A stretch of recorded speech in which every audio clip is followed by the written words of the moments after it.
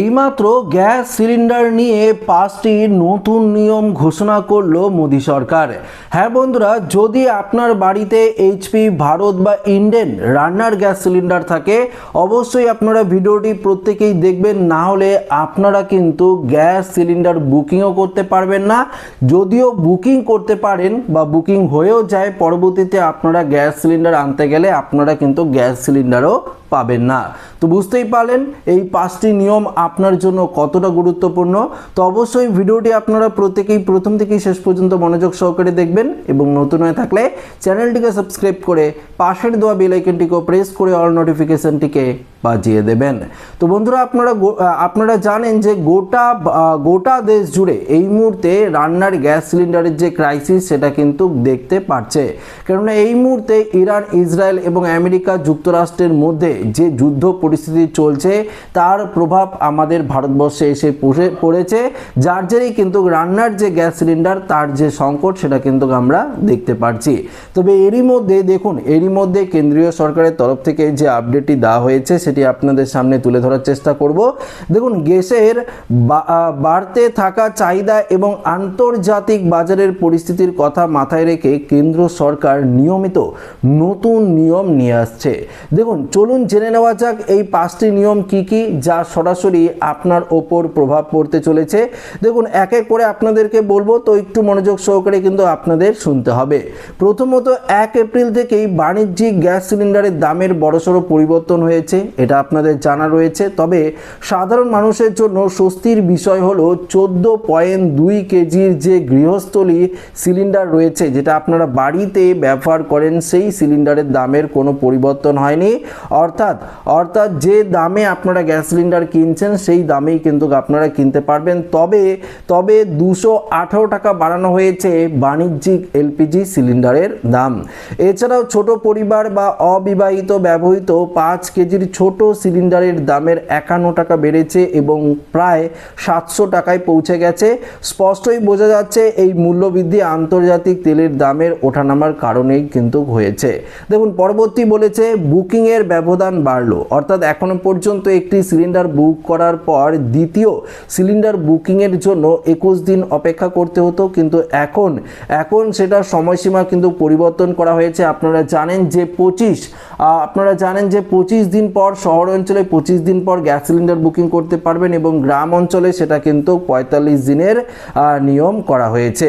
পরবর্তী বলেছে পরিবেশের স্বার্থে যেসব এলাকায় পাইপলাইনের মাধ্যমে প্রাকৃতিক গ্যাস পিএনজি উপলব্ধ সেখানে সরকার একটি কঠোর সিদ্ধান্ত নিয়েছে। অর্থাৎ নতুন নির্দেশিকা অনুযায়ী যেসব গ্রাহক পিএনজি সুবিধাযুক্ত এলাকায় থাকেন তারা যদি 24 জুনের মধ্যে পিএনজি সংযোগ না নেন তাহলে তার এলপিজি সরবরাহ কিন্তু বন্ধ হয়ে যাবে। আপনারা আর কোনো রকম গ্যাস কানেকশন পাবেন না। অবশ্যই আপনাদের পাইপলাইনের মাধ্যমে গ্যাস সিলিন্ডার নিতে হবে। দেখুন, পরবর্তী বলেছে গ্যাস সিলিন্ডারের সাবসিডির অপব্যবহার রোধ করতে সরকার বায়োমেট্রিক আধার গ্রামীণকরণ কেওয়াইসি বাধ্যতামূলক করেছে।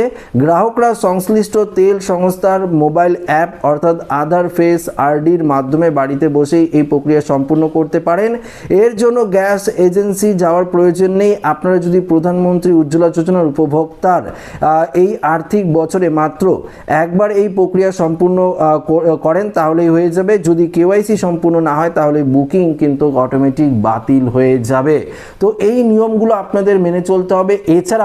এছাড়াও দেখুন, কেন্দ্রীয় সরকারের তরফ থেকে একটি কঠোর সিদ্ধান্ত নেওয়া হয়েছে। সেই সিদ্ধান্তটি হলো এই যে গ্যাস সিলিন্ডারের যে সংকট চলছে এই সংকটটাকে কাজে লাগিয়ে কিন্তু অনেক অসাধু লোক রয়েছে, কালোবাজারি যারা কিন্তু করছে, গ্যাসের বিজনেস করছে।